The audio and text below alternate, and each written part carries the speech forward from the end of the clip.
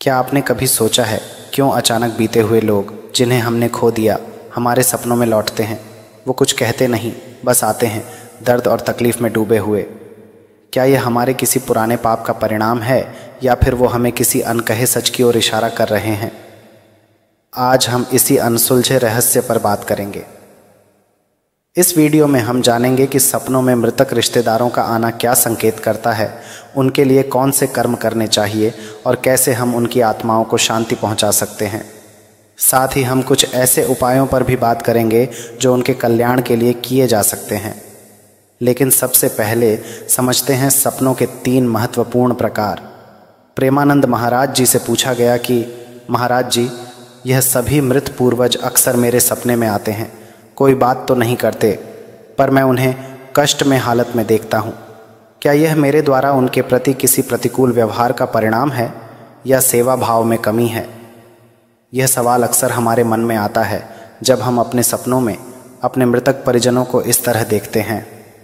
अब बात करते हैं सपनों के 3 प्रकारों की। पहला प्रकार होता है जिनसे हमारा मानसिक संबंध रहा हो। इनका कोई विशेष कारण नहीं होता, ये महज हमारे मन की कल्पनाओं का परिणाम होते हैं।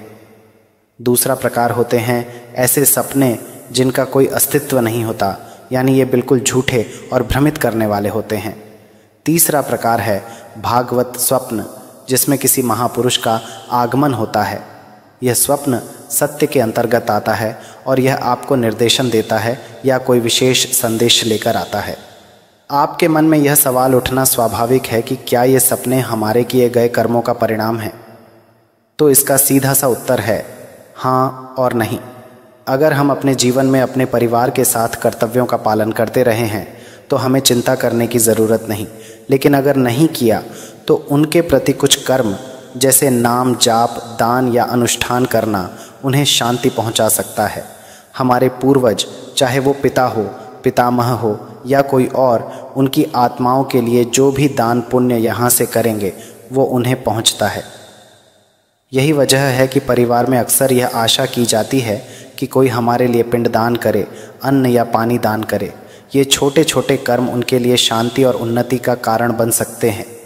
और अगर आपको लग रहा है कि आपके पूर्वज किसी कष्ट में हैं तो उनके लिए श्रीमद् भागवत का संस्कृत में अनुष्ठान कराना, गौ सेवा करना या ब्राह्मणों को भोजन कराना एक अच्छा उपाय हो सकता है। यह सब कर्म उन्हें सुख और शांति प्रदान करेंगे, चाहे वो कहीं भी हों। अगर आप खुद इन कर्मों को नहीं कर सकते तो इन कार्यों में थोड़ा आर्थिक सहयोग देकर भी आप उनके लिए बहुत कुछ कर सकते हैं। अब सवाल उठता है, क्या सपनों का कोई मतलब होता है? ज़्यादातर सपने मिथ्या होते हैं। जैसे राजा जनक का स्वप्न था जिसमें उन्होंने देखा कि उनका सारा राज्य छिन गया और वो एक भिखारी बन गए। वो सपने में भीख मांग रहे थे और खिचड़ी बना रहे थे, लेकिन अचानक कुछ ऐसा हुआ कि वो सब बिखर गया। जब उनकी आंख खुली तो उन्हें लगा, क्या वो स्वप्न सत्य था या यह वर्तमान सत्य है? अष्टावक्र जी ने इसका उत्तर दिया, ना वो सत्य था ना यह सत्य है।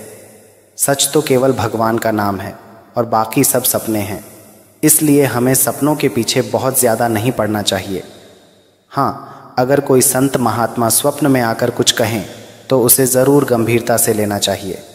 लेकिन याद रखें, अगर आपके मन में अपने पूर्वजों के प्रति सेवा भाव है तो आप जो भी नाम जप, दान पुण्य या अनुष्ठान करेंगे उसका फल उन्हें अवश्य मिलेगा। यहाँ तक कि एक माला का नाम जप भी उनके कल्याण का कारण बन सकता है। इसीलिए खुद करें या फिर किसी अन्य साधन से उनके लिए दान पुण्य करें। तो दोस्तों, इस वीडियो में हमने जाना कि कैसे सपनों में आने वाले रिश्तेदार हमारे जीवन में एक संदेश लेकर आते हैं। यह संदेश हमें उनके प्रति अपने कर्तव्यों की याद दिलाता है और उनके लिए किए गए छोटे छोटे कर्मों से उन्हें शांति और उन्नति मिलती है। अगर आपको लगता है कि आपके पूर्वज किसी कष्ट में हैं तो उनके लिए श्रीमद् भागवत का अनुष्ठान कराएं, दान पुण्य करें और भगवान के नाम का जाप करें। आशा है कि इस वीडियो ने आपके सवालों का उत्तर दिया होगा और आपको समझ में आया होगा कि कैसे आप अपने पूर्वजों की आत्मा को शांति पहुंचा सकते हैं। अगर आपको यह जानकारी उपयोगी लगी हो तो चैनल प्रकाशित ज़िंदगी को सब्सक्राइब ज़रूर करें ताकि हम ऐसे ही और महत्वपूर्ण विषयों पर चर्चा करते रहें। साथ ही बेल आइकॉन भी दबाएं ताकि आप हमारी नई वीडियो की नोटिफिकेशन सबसे पहले पा सकें।